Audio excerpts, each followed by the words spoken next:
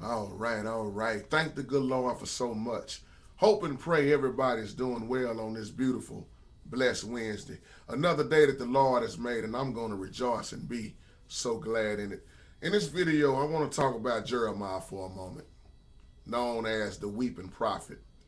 And as I think about Jeremiah in this video, I think about what's going on right now and how there are so many false prophets out and so many things going on in the world, and people are turning this way. People are crying out for help. They turning that way, calling this person on the phone and looking at the media for help and the president for help. But look like a lot of people is turning every way except turning to the Lord. And that the Lord is the only one, the only one that can help us, that's going to deliver us out of this mess. And that's why I want to go back to Jeremiah for a moment. It's a lot of people crying out. And we can see that Jeremiah wept a lot. That's why he was known as the weeping prophet. But the thing was, God had already chose Jeremiah. Before Jeremiah was even in his mother's womb, God had already had Jeremiah set apart. And when God chose Jeremiah, he chose Jeremiah at a young age. This is another reason why you don't block the youth out. See, God chooses. Sad thing is, a lot of people are choosing themselves to do their little so-called will of their own self, really. Because I got a news flash for you. If God didn't choose you, then what are you doing? And when he chose Jeremiah, Jeremiah was like, whoa, whoa, whoa, wait a minute. Lord, I am too young. Do you know how young I am? And that's why God had to remind him that I am the creator, Jeremiah. I knew you before. See, this is what I was talking about in the video I just did about predestination. Predestination, which means before. God had already had Jeremiah set apart. In Jeremiah's time, just walk with me for a minute. I'm just having a real talk. In Jeremiah's time, it was a whole lot of false prophets and messed up priests. Just like nowadays, there's a lot of this going on. Messed up, a whole lot of false prophets. And they didn't want to hear what Jeremiah had to say. Jeremiah had a hard time. And this also shows you that when God chooses you to do something, God never said it was easy. And you don't know how long that it's going to be. How many of y'all right now was chose to do something and sometimes you wonder, how long do I have to deal with this? You even feel like weeping like Jeremiah, because people are still doing what they want to do. When he told Jeremiah the job he had for Jeremiah to do, it was either Jeremiah was going to do it, or in so many words, he would have made an example out of Jeremiah. But we see by Jeremiah being obedient. Good God Almighty. When you think about Judah, let's look at Judah for a minute. The land of Judah was all that was left after the Assyrians. That's when they destroyed the kingdom of Israel. But the land of Judah was all that was left after the Assyrians tore up the kingdom of Israel. And Jerusalem was saved by a miracle, look like. But the question is, or was, I should say, would God save them against the Babylonians?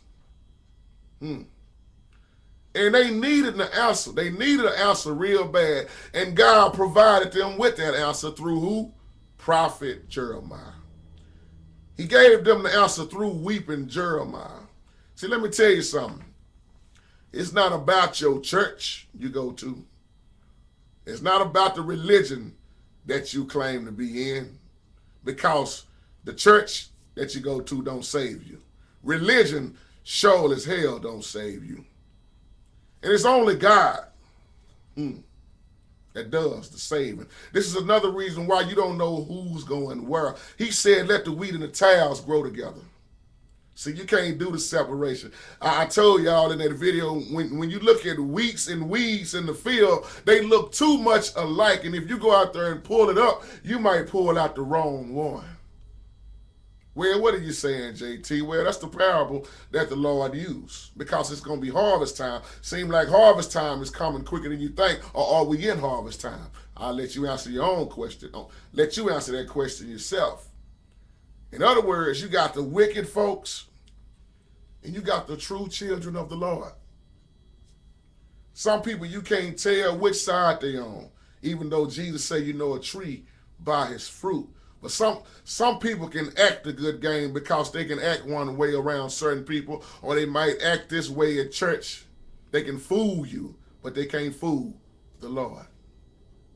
So they needed their answer, and God provided it through Jeremiah.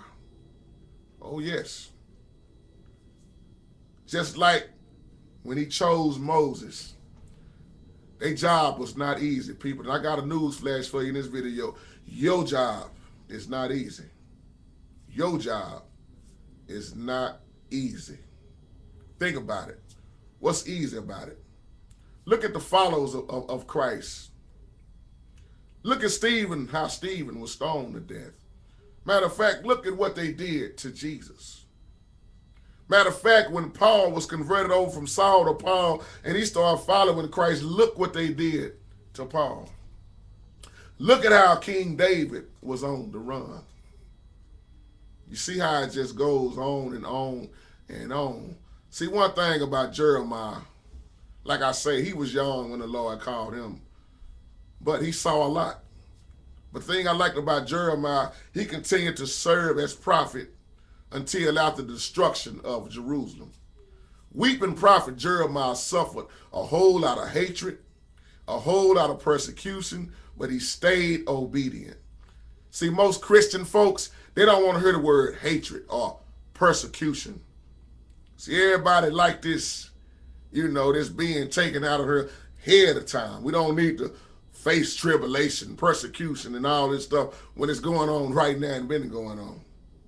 But Jeremiah stayed obedient. That's why I say when you have the Lord on your side, it's an awesome thing. You know what I like what God told Jeremiah? When he told him, don't be afraid of them. I will deliver you. I'm with you. I will deliver you. That's why don't nobody like to read Lamentations. Sad book. I did a video about that, and we all should know what Lamentations mean right about now.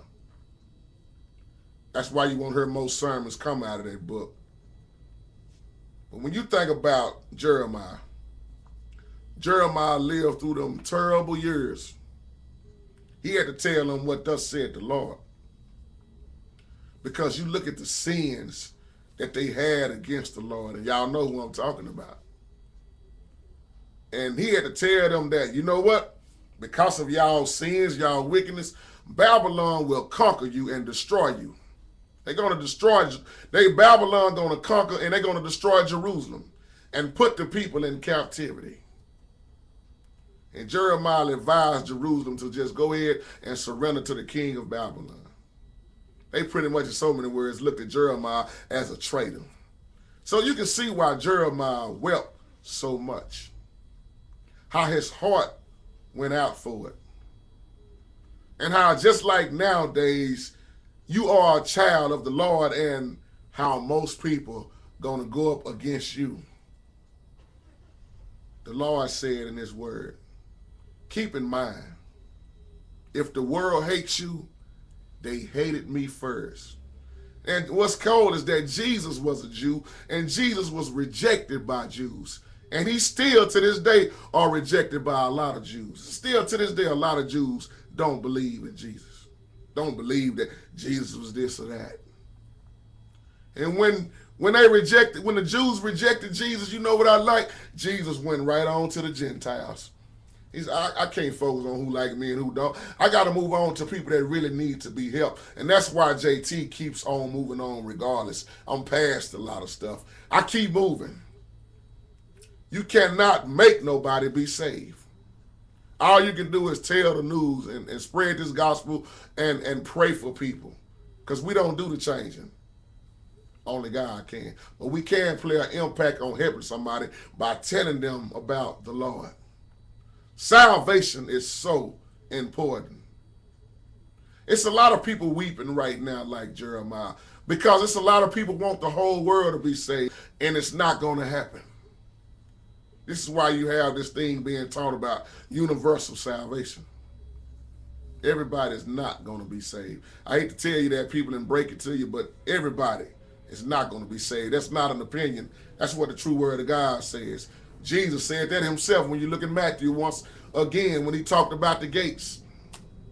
More people are going to be in that wide gate going toward destruction. When you think about Satan and you think about the Lord, can't you see this battle that has been since day one? He wants to worship. And God is not going to allow that to happen. And we have to be bold. This is why you hear me talk about the elect so much. That will take that stand against the Antichrist. But most people, that's why I talk about the things like the mark of the beast. Most people are going to give in because they don't want to struggle. They don't want to face persecution. They don't want to hear nothing about trials and tribulation. They want it to be easy. That's why the rapture is the secret way out of here. And most people are caught up in that because they're not going to be around here to experience another trick of the devil. I don't care who agree with me or not. That's just another trick of the devil. I always tell people before I end this video, when you go back to the beginning, God made a way for Israel. When he put those plagues against Egypt, Egypt was still right there. When he made a way for Noah and his family to get out, they were still on the ark. They were still there. When he made a way for Lot and his family to get away, he provided a way. It wasn't no raptures. Wasn't no rapture at all. So I'm just trying to say some things so folks can just realize and see what we are facing. It's Christians, it's people following Christ right now on parts of this world that's being killed for just toting the Bible. They's now raptured out of here. Killed for saying the name. Their family is disowning them for saying and following the Lord. My boy Steele told me about this. Same exact thing as I was looking at the clock. Okay, let me go ahead and end this video. People, look at Jeremiah for a moment. And when God chooses you to do something, don't think it's going to be easy. So with that being said, may God bless you and may God keep you. See you on the next one. Peace.